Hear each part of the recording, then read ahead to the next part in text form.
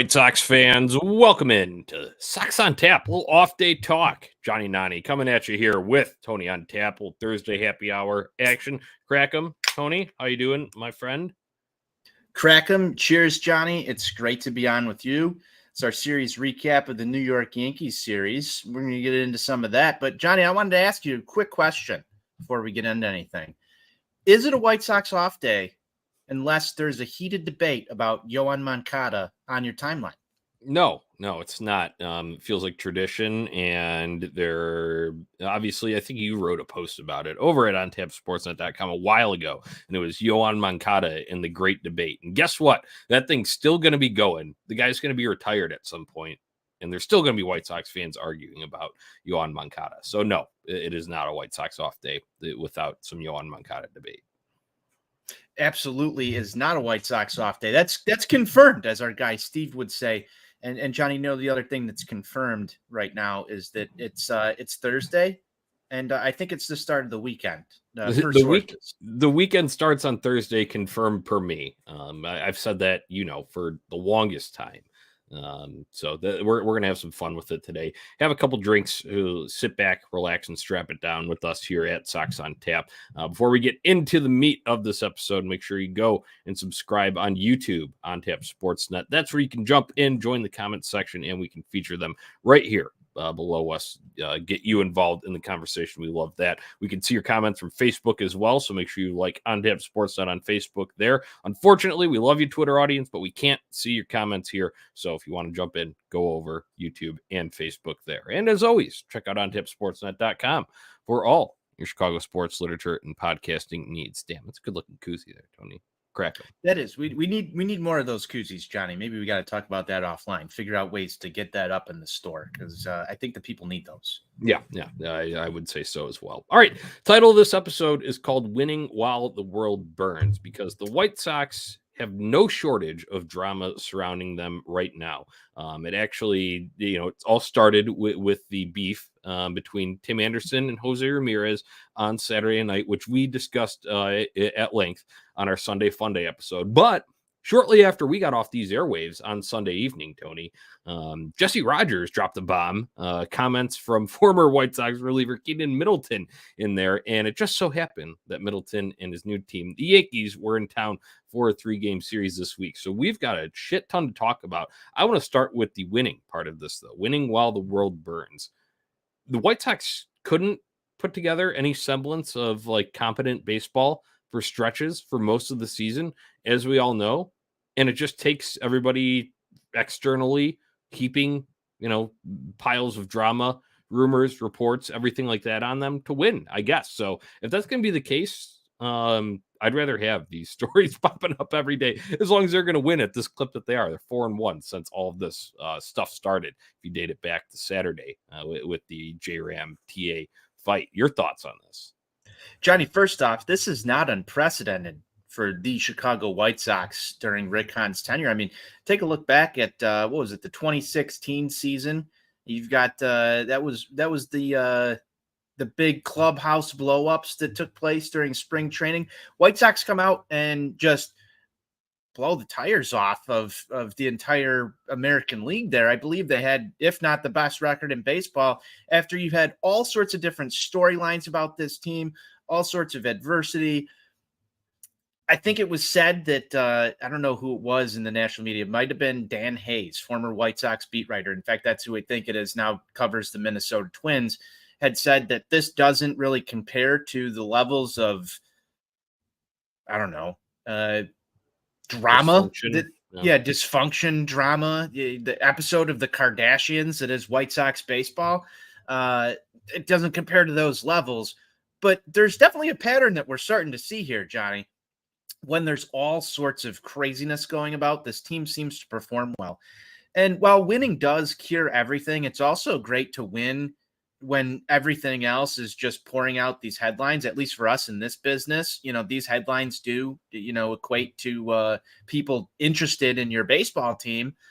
So I like this. I like that we've been winning during some of the time when America is focused on the White Sox. It's a good look.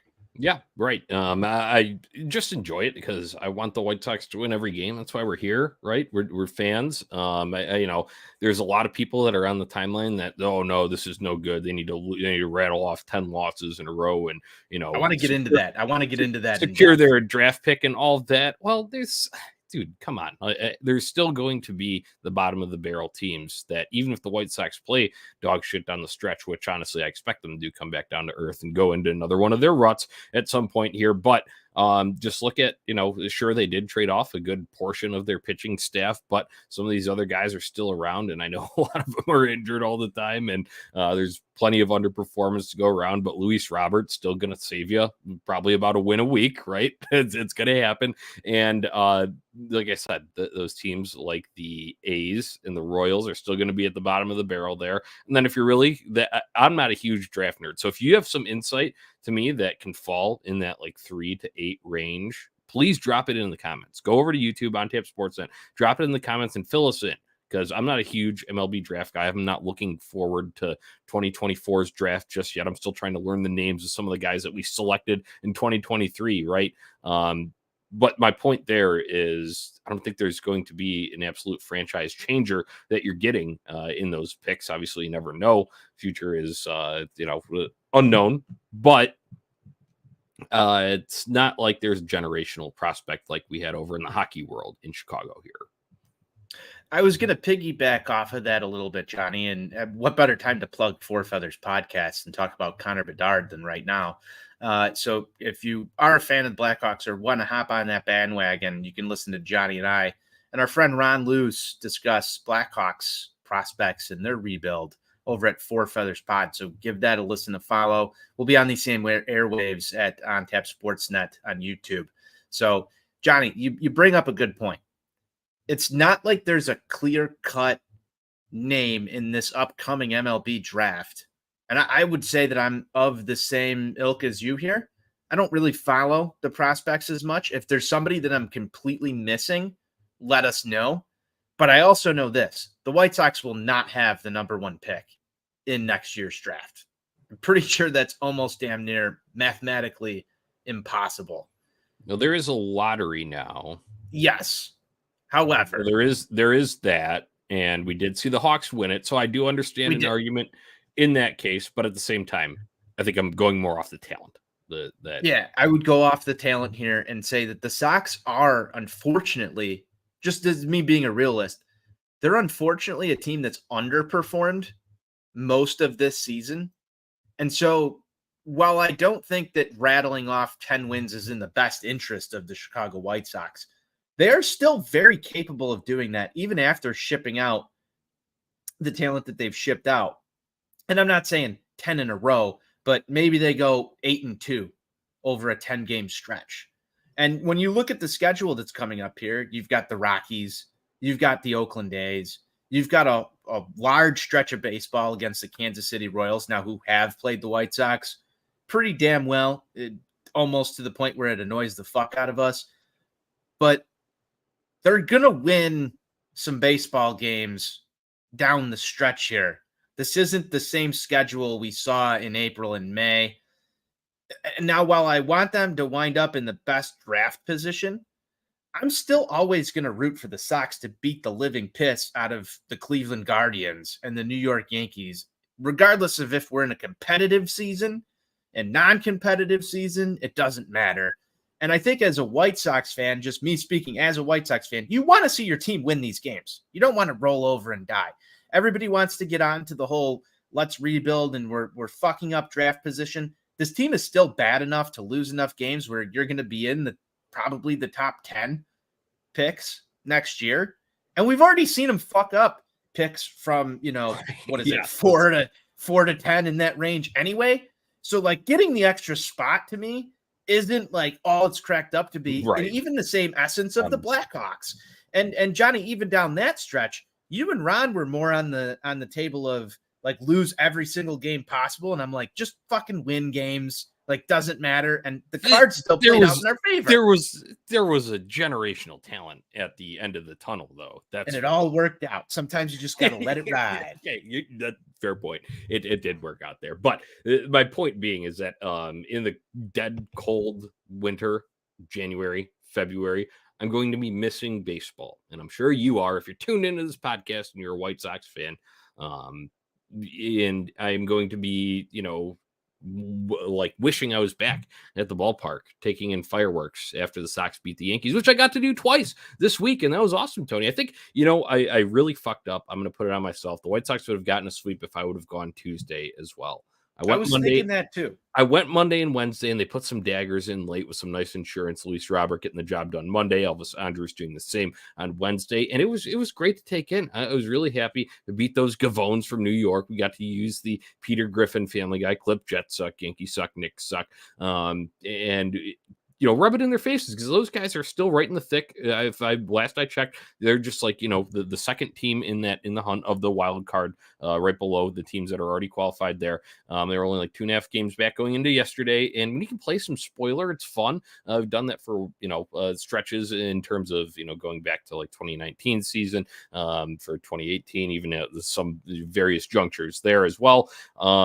That's fun to do. And like I said, just taking in a White Sox win is fun at the ballpark. And the Yankees, man, that's embarrassing. They should be ashamed of themselves losing to this shit show sinking ship that is the White Sox, losing not only this series 2-1, but losing the season series 4-2. And White Sox got it done against the Bronx Bombers. So I generally think Chris Russo just blows a lot of hot air, but I do like instances like this. So when I can turn on high heat on MLB Network and he's fuming out of the ears about the Yankees, he'll insult the White Sox in the process, but it will be how can you lose to this bunch of bums, right? I like that kind of shit.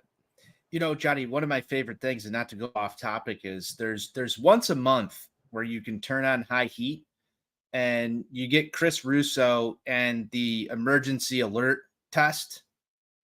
And so while Chris Russo's doing the good morning, everybody in his voice, you hear the tornado sirens go off. And so sometimes, I'm a late sleeper. Sometimes I wake up around 10 a.m. on a Tuesday. That's known to happen. And sometimes I like to play the game. Is it Chris Russo or is the tornado siren going off? You should play it once or twice. It's a great game. You know what? I'll look for that in September. Tuesday. You should try it. It's the first Tuesday of the month. Yeah, it's a great game. I've played it a couple of times, and when they sync up perfectly, it's great. But I like that, and I want to sort of parlay this into some discussion I heard on ESPN Radio earlier this afternoon. I'm not sure if it was Black and Abdallah or Waddle and Sylvie that were talking about this, but it was in the context of the Chicago Bears and training camp and fans who go to training camp and live and die on training camp. And sort of they talked a little bit about the White Sox as well in this, in terms of the fan that's tuned in every day. Like, I would guess that a lot of people who listen to our show are tuned into the White Sox pretty heavily. Like, you probably watch a lot of these games, you interact on Twitter, what's going on with the White Sox. There's a whole segment of people out there and families out there that just go to the ballpark maybe once a season and like take in that game, and that's their form of entertainment. Yeah, they're White Sox fans, but they're not as ingrained in the day-to-day. If you've got a segment of people who show up to a ball game like you witnessed on either Monday or Wednesday, they're going to be happy with that they spent their money and watched the White Sox go out and beat the Yankees. Maybe that's the only game that they really tune into all year. That fan out there does exist. And so I think when we look at this, if you take a bigger picture to it, beating teams, even if your team sucks, can still be fun. It still has a place. You enjoyed those games. I enjoyed watching those games. Yes, I think you needed to get out to Tuesday's ball game to complete the sweep because that would have been better. But I'm just happy you take 2 out of 3 from the Yankees here. I think that's a good thing. It doesn't mean that like we're trying to, reverse tank or whatever Pedro Grifol says about, we still have time left. Throw that away for just a second and realize that there's, people out there that can appreciate these wins. Yeah. And I think you don't really get that when you look at Twitter and it's like, why are we doing this? Yeah, and I just on that same note, when it's January and it's February, don't get me wrong, I love hockey season. I love being able to, go up to the UC and watch the Blackhawks. But when it's, like -5 wind chill and you wake up, I'm going to be longing for the days when I was at the ballpark wearing shorts and my Luis Robert jersey, blowing in the breeze. And like I said, watching the fireworks after the White Sox won a game. And I just, had a beer and cracked a bunch of peanuts. Where the hell am I going to do that? I go out and throw them in the snow in the winter? I don't think so. So I enjoyed it, and fight me if you have a problem with that. Can you get peanuts into the UC? No, they won't let that happen. No. And try and sneak you peanuts into the UC and just watch what happens. I think it'd be epic. Yeah, and that'd be something. I mean, I'm sure in the old Chicago Stadium you probably could, but that's no longer the case. There's smoking stogies in old Chicago Stadium. Yeah, I don't know. Maybe they could sell like unshelled like peanuts, but that's not as fun. That's part of the, because you got to get like the little small one and like pop it in your mouth and like eat the whole thing, so you get the full like salty experience. But then you crack open like all the other ones. Yeah, you know what I'm talking about. Yeah, nothing better than peanuts in a beer at the ballpark, though. Yeah, it was good. I got to take it in twice this weekend. I'll be and you got some Brewers fans in town this weekend, so Saturday I'm looking forward to that too. So regardless of whatever happens with this team, I'm going to go out and enjoy it in the summer, because this is one of my favorite summer activities, to go in and take in White Sox baseball. So when they win, on top of that, like we just discussed, it is an added benefit there and makes the experience all much more enjoyable. Speaking of stogies, Johnny, did you light one up in the stadium? Because there's no rules. There's no rules. That's a good transition there. We were talking about Kenyan Middleton and his comments about no rules. That was kind of the sticking point, I would say, the headliner of his comments about the White Sox there. And then you saw Jerry Reinsdorf smoking a stogie pregame on Monday there. So no, to answer your question, I did not light up a stogie in there. I still obeyed the rules, even if they didn't exist, but whatever, legally, it's a smoke-free venue. So I did not. But man, what a whirlwind of comments that came from Middleton on Sunday night. I just wanted to get your thoughts. You wrote a great post over on it, how they kind of contradicted themselves a little bit, but that doesn't mean they're not totally meritless there. So your thoughts on Kenyan Middleton sounding off on White Sox culture?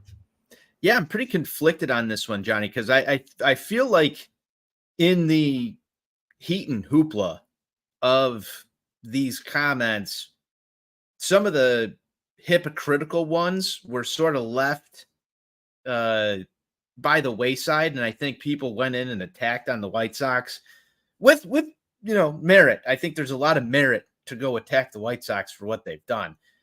But Kenyan Middleton, I just have to go out there and say it if you didn't read it. There were comments about how, you've got guys sleeping in the bullpen. And then also direct quotes that said, I don't think the pitching staff did anything wrong here. We all did our jobs the right way, everything. And I don't know, to me, you're as good as your word.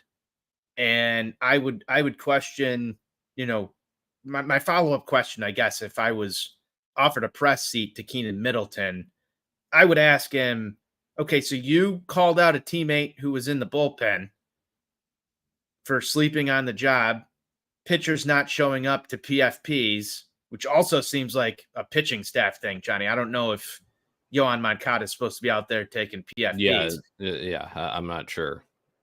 I would just question that a little bit. And then say, it was the position players who were at fault. And now, I just kind of direct quote it because he said, I wouldn't go and say anything bad about the pitching staff. We did our jobs. We went about our business the right way, was the quote. But the whole front end of this article is just loaded with things that his fellow pitching staff did wrong. Right. Yeah. I would ask that follow-up. And once again, I want to say that does not discredit these and mean that not at all didn't happen or that there's no rules. Not discrediting that, but the nature of those. I did also find a little bit comical. To me, it was sort of like when you fight with your brother or sister, like as a kid, it's like they did something totally fucking serious, mom and dad. It was totally terrible. Fuck them. And then you ask your other kid, like, well, what happened? And it's like, well, this is what instigated the whole entire thing. Like both sides are wrong here. And in fact, he sort of validates that when he says there were no rules, because why would you expect anybody on the pitching staff to follow any of the rules if there are none? So I think it sort of incriminated the entire thing.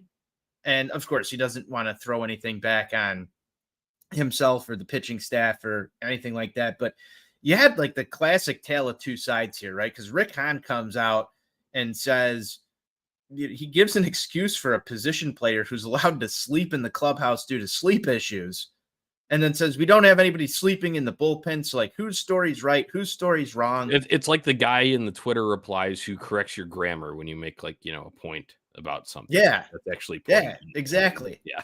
It's like maybe it's just like technicalities. I mean, well, it's a position player, not one of the position players was out sleeping in the bullpen. You never know.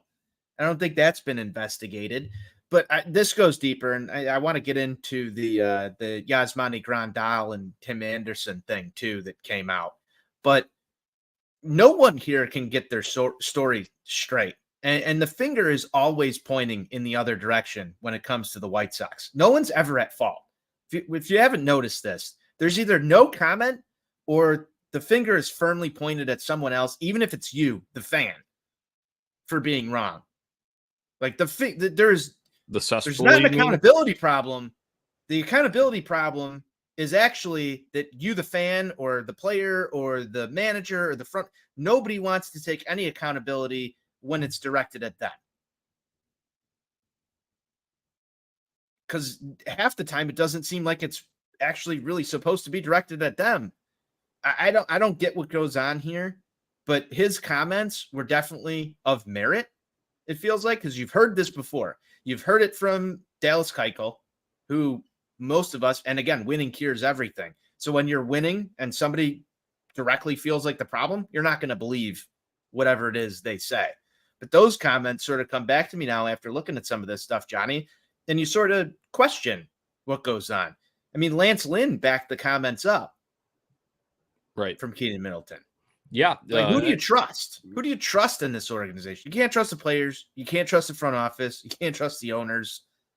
Yeah, that kind of bleeds into my point. I would say it absolutely runs up the flagpole, because you get Jerry Reinsdorf just saying no, as in, I'm not going to comment on it, when pressed about it, while he was on the field shooting the shit with Bill Cowher and Kenny Williams, right, prior to Monday's game. So the accountability thing runs up the chart, even though I wish we had Steve on here so we could get his excellent Ken Williams impression, but we don't have it here.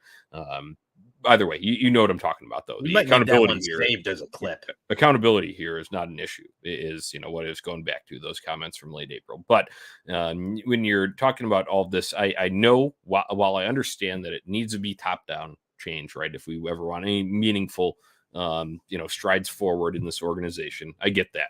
There's been plenty of Jerry talk. There's been plenty of Hahn talk. There's been plenty of Ken Williams talk.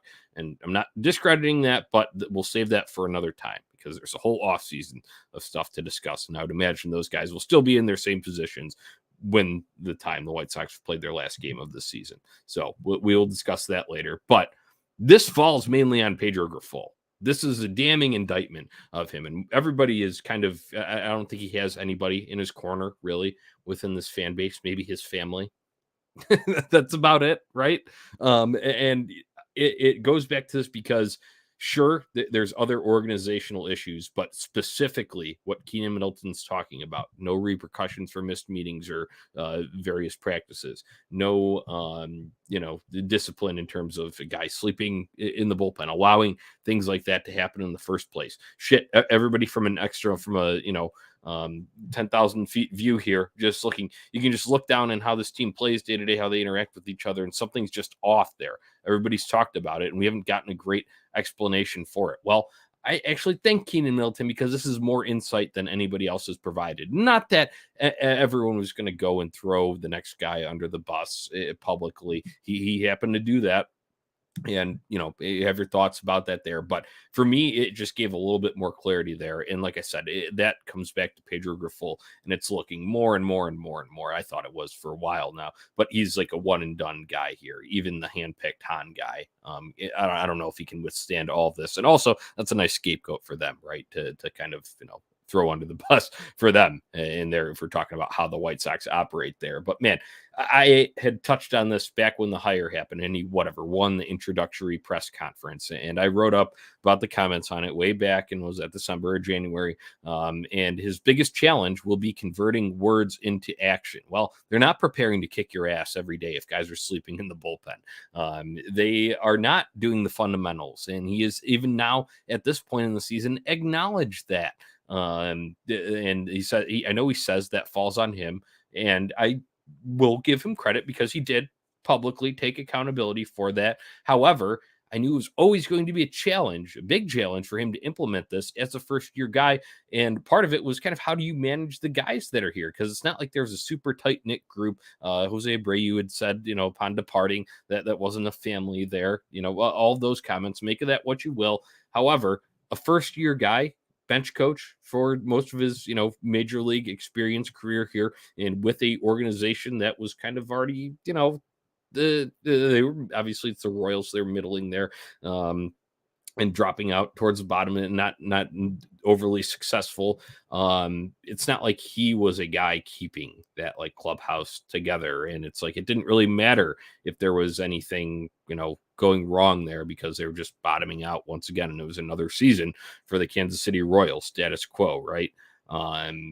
It was always going to be a massive challenge for this guy, and this kind of stuff, plus the results on the field add up to he's overmatched for the job, unqualified for it, to be quite frank with you, and should be a one and done guy. So it honestly was the biggest indictment of Pedro Grifol to me. I mean, we've had these indictments before. However, I feel like when you say that, you had sort of the opposite happening during the TLR stint. You had guys coming to sort of like back him up, and obviously they didn't implode the way they did this season. It's just interesting because I don't feel like Pedro Grifol is going to be a one and done guy. Right. That is just my gut sense. Whether Should he yeah. Maybe. Probably. Yes. Should be. Yeah. I'm not saying that it's going to happen, but should I think he gets the manager's seat next year. If you do not get rid of Rick Hahn. Not public, but reported that he has a 3-year deal, kind of like TLR did when he came back. Yeah, and that seems to be standard with Jerry Reinsdorf organizations in terms of managerial roles. But to me, if you're talking about Pedro Grifol building your culture for the rest of this season, when you talk about culture, man, like I hate to keep doing this, but I draw it back to Luke Richardson with the Blackhawks. You're in a rebuild. Here's a manager that gets more out of his players on a team that shouldn't be fucking competing for anything. If you look at last year's Hawks team and you follow Chicago sports, like that guy drew value out of his players. You just do. And then you look at Pedro Grifol on a team that you've got this window open, still technically supposed to compete this year. We're not going to call it a rebuild. It's a retool. We're competing next year. What value did he drive out of any of these guys this season? Tim Anderson's had his worst fucking year. Yohan Moncada is top 3 to 6 in negative WAR on the team. Andrew Vaughn has not hit for the power that you want him to. I know he's picked it up a little bit, but he has not replaced the production that you need on this team. Your second best player was dealt off at the deadline. Your pitching staff largely underperformed. What value did Pedro Grifol bring out of the Chicago White Sox in 2023? But all you heard all winter, we're going to be ready to kick everybody's ass. We're going to play fundamental base.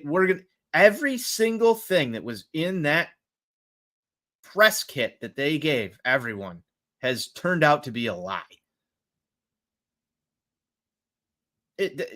He should be one and done based on so many different factors.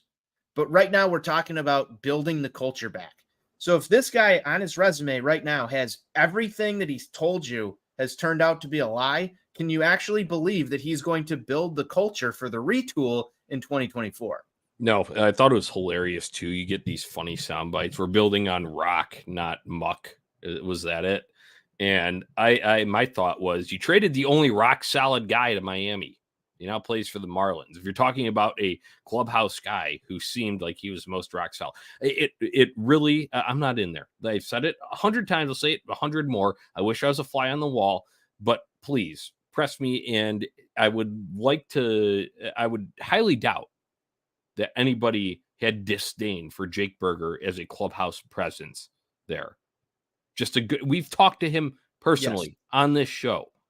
An all-around good guy, obviously backing it up with power production. Sure, he didn't get on base as much as you wanted to, but we're talking about team guys and various interviews that he did and talking about, felt kind of honestly, him and Elvis Andrus were essentially the veteran leaders of that locker room, while the likes of Yasmani Grandal and Lance Lynn, both of whom I've lost respect for over the past week, sat idly by.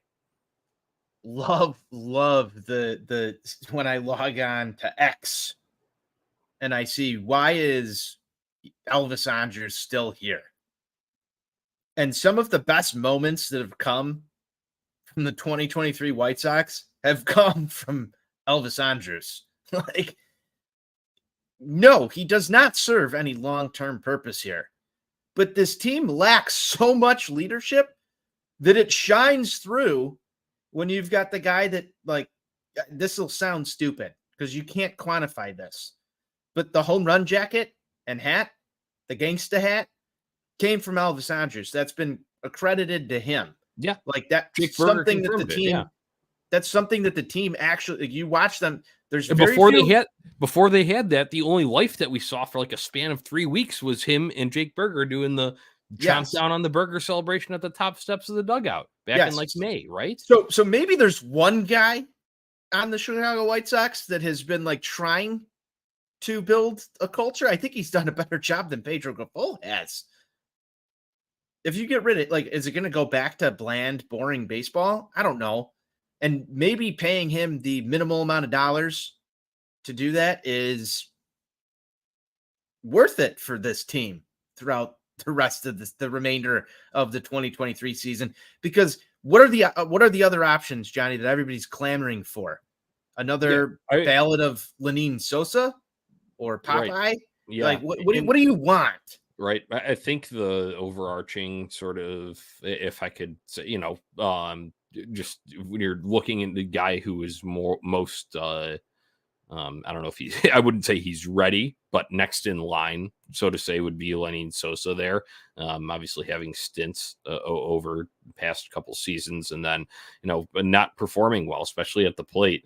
And while I do think that he should get some reps down the stretch, I also am with you in the same boat of the Elvis Andrus, that there is a value that doesn't show up on the stat sheet there. And for a club that is in a very fragile spot, I think his presence is rather important and extremely understated if you just go and look at Fangraphs and spew that out onto the X machine, the cesspool.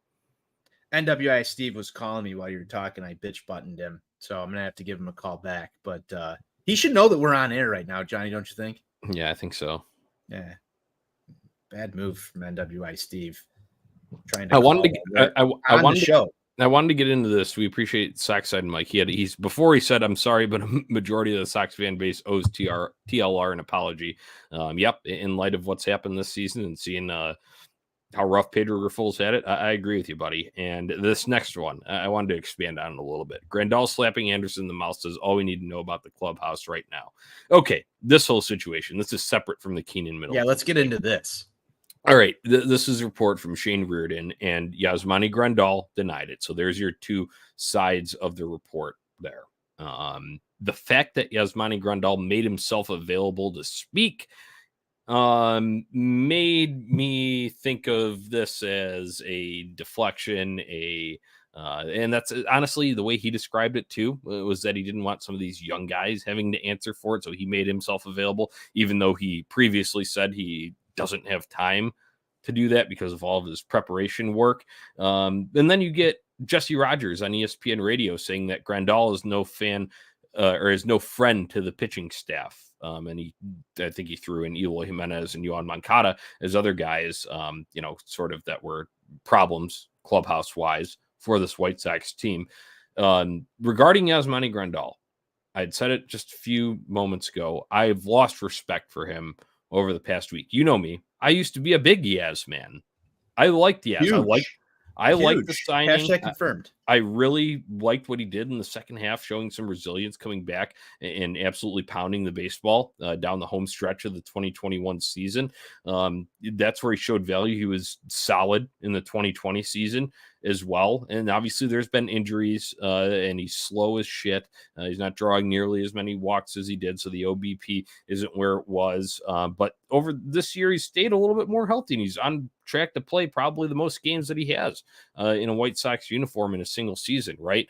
But the fact that Jesse Rogers said he's no friend of the pitching staff, and this may just be Jesse's interpretation of how he views the club and, whatever, but I would love to know what pitchers in Milwaukee and Los Angeles and maybe even San Diego, dating back there, if you go and look at Yasmani Grandal's MLB stops prior to Chicago, what those pitching staffs thought of him. Was he not a friend there? He was regarded as one of the best framers in the game, both by metrics and pitchers that threw to him there. What changed here? Why can't you be a friend to the pitching staff? You're a fucking catcher. If you're doing all that prep work, what are you doing?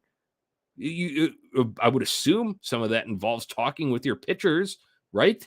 If you're too busy to talk to the media because you have so much prep work going on. This guy, I understand not every guy is going to be an extrovert, a vocal leader, whatever, but this guy's a veteran guy. He's been around this club for 4 years now. He's been around the league a long time. Catcher is one of the most important leadership positions on the baseball team, whether you like to talk or not. You still got to be a leader in some way, shape, or form.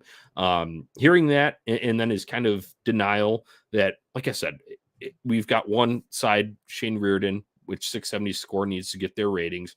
We've got Yasmani Grandal. Of course, he's going to deny that he wanted to leave early for, that there was a fight because he wanted to leave early for the All-Star break. But the way that he described that, so I can tell you what was on my mind. Yeah, let's go. This is what I want.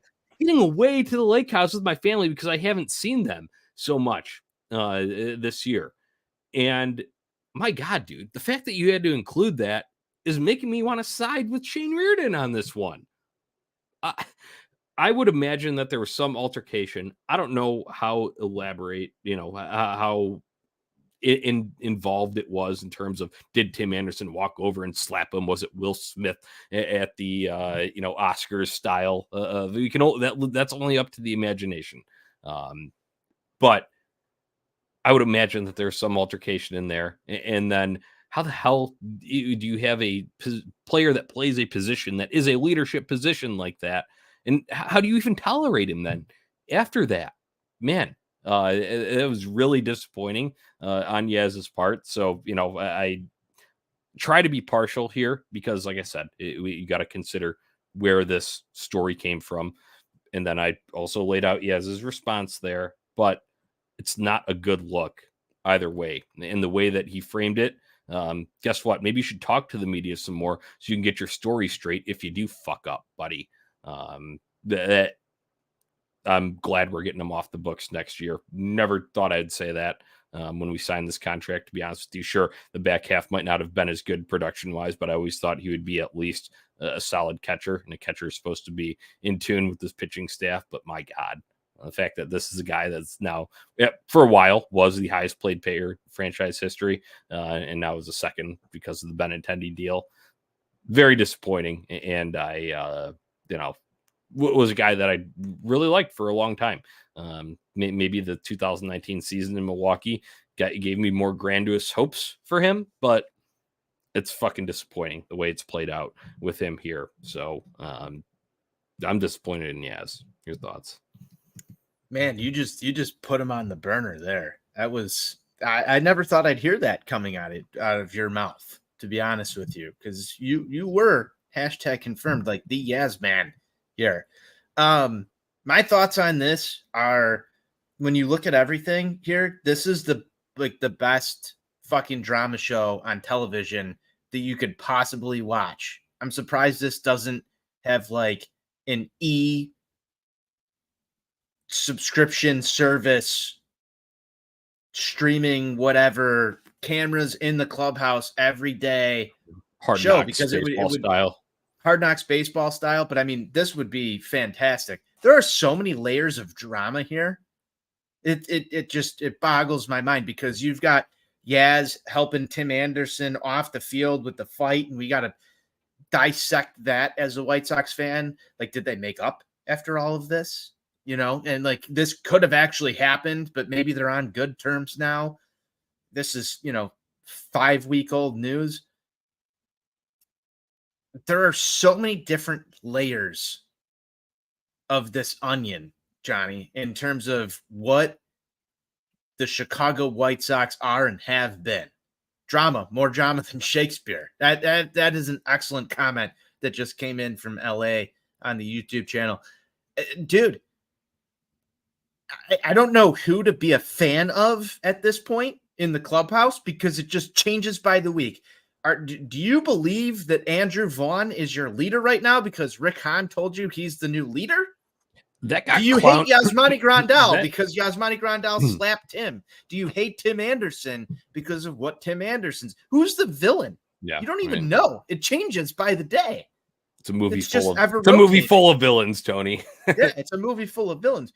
Man, I don't know whether or not to hate Yasmani Grandal. Maybe Tim Anderson said something before all of that transpired that pissed Yasmani Grandal off.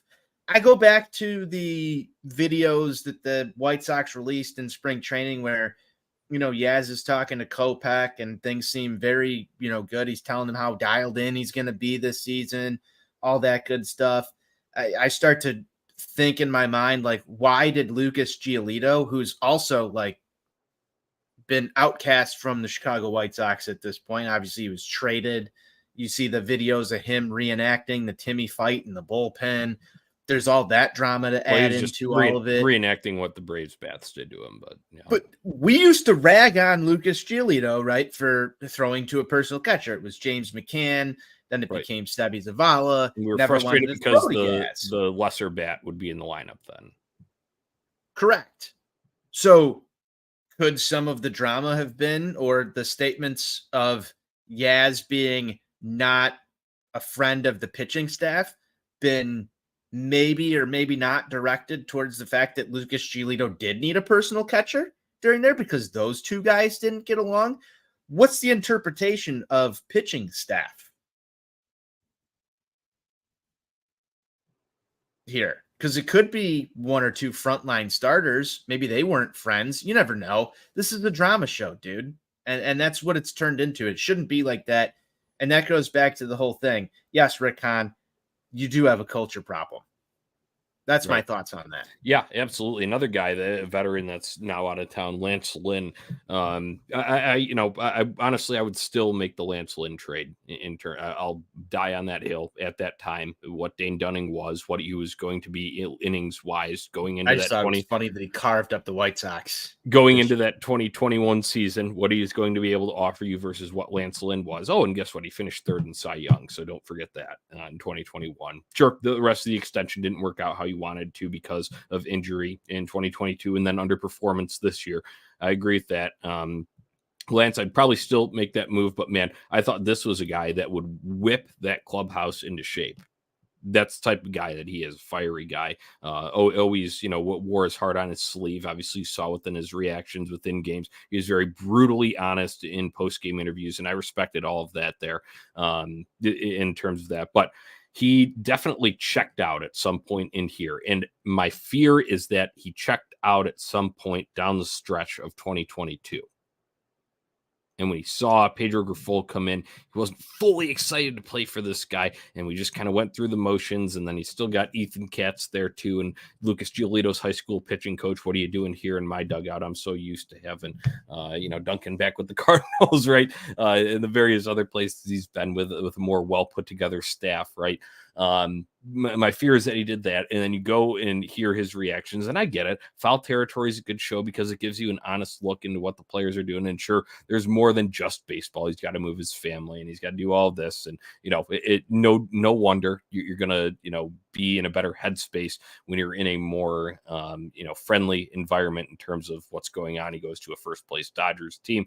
They're a very well run organization. They have their shit together. They give him info that he needs, probably that the White Sox weren't doing there. I understand all of that, but man, hearing him just the kind of snarky way that he sort of confirmed Middleton's comments by kind of not answering it right, and he's like, "I can tell you what they're wrong about." And I was like a long pause, and then it took like Kratz or someone jumping in to kind of do that, and that he's telling the truth. I'm not lambasting him for that, but man, it's like, okay, Middleton says part of this whole problem is that Lance and Graveman went to the World Baseball Classic. Oh, I'm sorry, Yohan Moncada and Luis Robert also went too, by the way, to that. But then more just stuff on the pitching staff that we don't want to say anything bad about. Right. Yeah.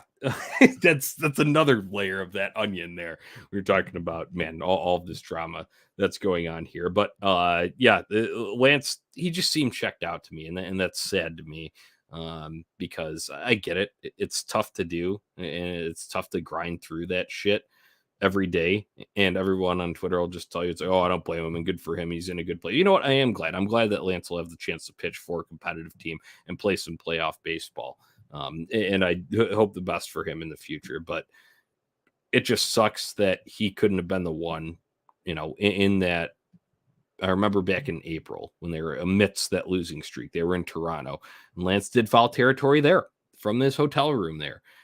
And at that point, it was blaming it on system changes and, this and that. We've had injuries. And then he checked in again with them, and it was injuries again. So he never gave you like the full insight. Not that I expect him to dump on other people there, but it's like, be the change you want to see in the world, right? How was there not a boys? Get it the fuck together, or we're not going anywhere moment. And you know what? Maybe there was. Maybe there was, but man, then I mean, that's also on the rest of the team for not buying into that, understanding the gravity of it, where this team is. But I don't know. It was disappointing to see Lance wearing Dodger blue colors and looking so much like he couldn't have waited to get the fuck out of there. I watched him on deadline day too, and it was understandable. You got to be prepared for that shit to move your family and all of that. But man, he's the type of guy that I would expect to put his foot down and for it to resonate in a locker room. So maybe that speaks more to the rest of the guys there. It probably does, but one guy can't be the whole answer to it. But if there's anybody in terms of physical presence, in terms of veteran status that he would have been my vote for it. He probably tried, and I'm just hoping that took place. But I go back to a quote from a great movie, Johnny. I don't want to be a product of my environment. I want my environment to be a product of me. I don't think Lance really wanted to be a product of the Chicago White Sox environment that is here right now. I don't think he deserves that in this stage of his career. He wants to chase another win. And when Lance signed that extension, I mean, it made all the sense in the world. The trade makes sense still to this day, why you brought him in here, veteran leader. But man, he was another guy that, if you look back at some of the Tony La Russa times, even when there was a disagreement, there was respect. There was at least some sort of respect. And then you have Pedro Grifol sort of come in, and I don't think he really said much about him, which to me, I go back to, you don't have anything nice to say, you don't say nothing. there was really never, at least from the veterans that you sort of pick out, there was never really we accept this guy. If you go back and look at the media, the same way there was to back up TLR or even Ricky Renteria within this class. So I don't know if he lost the locker room super early, if there was just, you don't see eye to eye, whatever. At the end of the day, it happens. But I don't think Lance wanted to be a product of all of this, whatever's going on here. Because I would venture to say the guy that's not afraid to go throw a fucking 2-1 fastball in the middle of the zone to Vlad Jr. and get absolutely fucking rocked hadn't gone into that clubhouse 3 or 4 times and said, guys, we need to get our shit together. Because when you do shit like that on the mound, you probably have that mentality towards most of the challenges and obstacles you face on a day-to-day basis. He had to have tried. And there's no way that, in my mind, it went over the way it did for him to be saying and acting the way that he is. Yeah. I just don't think that's possible. He was never afraid to face the best hitter in an opposing team's lineup, but yet his message didn't get across here. That's the problem. Yeah, that's a good way to sum it up. All right, there was one other topic of discussion here that I did want to get in with the Middleton stuff. Just happened recently, and that was the scoreboard omission. I think everybody, for the most part, probably saw the video of it. Looked like the White Sox were not putting Kenyan Middleton's name up on the little banner boards and even on like the field view in terms of, where it shows the defensive alignment there. His name wasn't in the middle of the diamond. So that got everybody all up in arms, and to the point where the White Sox made a statement on it post game, and they attributed it to a glitch in MLB's downloadable data roster that they had for the New York Yankees, and the fact that they had 2 players listed as number 93 because there was a minor league pitcher that is on their 40-man who also has 93, but Middleton is the first number 93 to actually wear it in a Yankees uniform on an MLB field there too. So your thoughts, was this intentional? The White Sox had malicious intent? Do you buy their explanation for it? That's the question at hand here. That's such a loaded question. I can't believe we're even getting to the granularity of how the White Sox get their data feeds for games to display on the scoreboard. And from a pure technical standpoint, Johnny, I believe. I do too. I believe that. I really believe do. it, because I've seen other fuck ups too. It hasn't just been Middleton. Yeah. It just happened to be the coincidental sort of worst possible name and when that happened. And when you add in the trade deadline just taking place, I absolutely can see that being the fuck up. Now, how is there not an active roster versus 40-man tab that you can switch on that data, though? That's kind of my question. Some dude probably kind of my has question. to program that for MLB. Maybe that goes up to the chain to MLB then, yeah. Yeah, I mean, the engineering resources are tied up trying to calculate xWOBA all day. So we can't figure out how to make different feeds. You never know. That said, I mean, the most ironic outcome is the most entertaining, right? I think we've seen that before. Anything that can go wrong will go wrong. Murphy's Law. We love that type of thing. This was set up to just add fuel to the fire for the simulation that is the Chicago White Sox. That's my thought here, because you have everything at play, right? You've got an unintentional thing that looks super intentional, and it's going to cause all sorts of chaos. That's how I look at this. I don't know. Maybe I just like seeing the world burn that way, but I don't think it was intentional from the White Sox side. I've been to plenty of games where the scoreboard just doesn't even fucking work at all.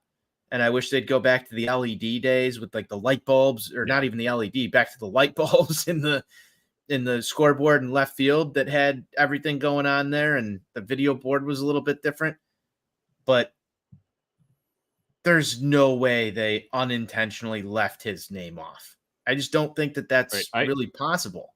I buy it from a technical standpoint. I've been to enough games, in terms of I've seen all these kind of malfunctions take place. I don't know if there's an issue about numbers like that I knew specifically of that I could point to before, but there's been plenty of times where a batter's name doesn't get up or the fucking wrong guy gets put up there. I've seen that happen as well. So, and you're looking around and having to look at like the MLB, like game day app, like who the fuck is this guy that's coming up? I do believe from a technical standpoint there, but I need to read an excerpt from our guy, Sox Insane. He wrote this when he was describing the issue and everything that went on with it and the response to it. Go over, check it out on tapsportsnet.com. What to make of it, the closing of his article there. Whether you believe the White Sox would purposely do this, it speaks to their lack of credibility. The Sox have done very little besides disappoint fans lately, and the continued messaging from the dugout and the front office is incredulous. The incident created enough buzz on the internet to garner a response from the team, and fans will continue to place the organization's actions under a microscope until it enacts some positive change. Well said, Besnick. I stand on that statement. That's where I would close it out at. I think you can. I think that's perfectly fair. I would argue that the microscope that was placed on the Chicago White Sox over the past week makes something like that blow up, because there's a lot of variables and factors at play that make that bigger than I think the moment here, right? Now, should the White Sox as an organization, from a technical standpoint, from a promotional standpoint, a PR standpoint, should they have been more cognizant of this being a potential issue? Yes. That said, if it was the Angels in town and Lucas Giolito was the starting pitcher and didn't have, this PR blow up over the comments that were made, and they forgot to throw his name up, I think you chuckle at it for the first inning. And by the third inning, they've got it resolved because there's probably some manual override there. We're talking about pitch clock baseball. Kenyan Middleton comes in relief. You've got some glitch. You need to fix it. I saw somebody reply with a tweet of a picture of them actually announcing that he was coming into the ball game. Right. I was there. They announced it. And also it was on the main video board. Yes. Where the batter usually is, right? They have that view of, they have the batter stats there primarily, but in a transition to a new inning, they had his name, number, but no stats included. So they did not draw those from the data there. But then once it flipped over to have the whole White Sox view, because the White Sox were obviously batting while he was pitching. So they have whoever is up there in their picture and their stats and all of that there. And then the pitcher's name would go and slide to the banner boards across the side, where it did not appear, and then also within the field view of who's playing which position, and it did not appear there either. So you did have it. It's not like his name didn't completely show up there. It was just a sort of, partial omission on that part. Yeah. So to me, that sort of sounds like a fluke.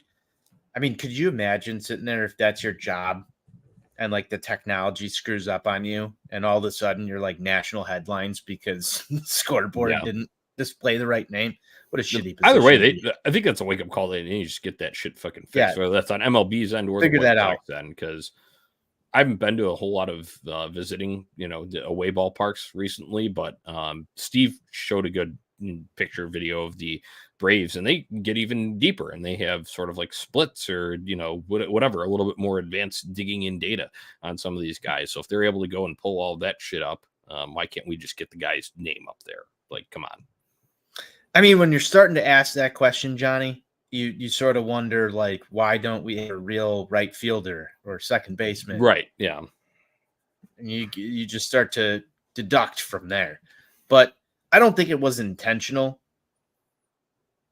Sort of borderline hilarious if you want to look at it from a top level view. Yeah, because it's comical how bad this is. But yeah, I don't think it was intentional. Yep, I'm in that same boat. But either way, of course that happens. Bad luck nonetheless, because it at least drew that attention there. But hey, with all of this shit going on, White Sox being under this massive microscope here, they've won.